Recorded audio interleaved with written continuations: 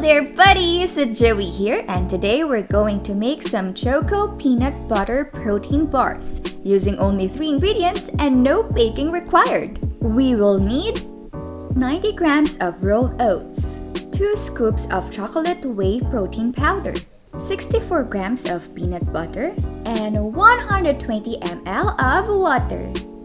Add water into the oats and cook it in the microwave for 2 minutes. We are using very little water because we want our oats to be as dry as possible. We can always add some more water later on if necessary.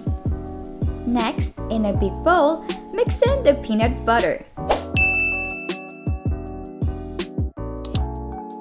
and the chocolate whey protein powder. Mix them all together, and if medyo dry siya, add water pero make sure na pakonti-konti lang ang ilalagay natin or else magiging champorado siya.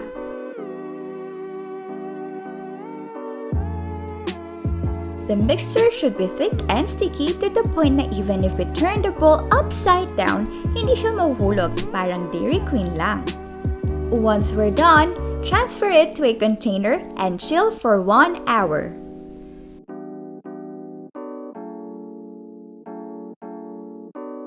Cut it into bars, and voila! Meron na tayong chewy and crunchy Choco-Peanut Butter Protein Bars.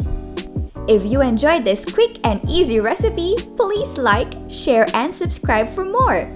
Thank you so much for watching, and we'll see you next time.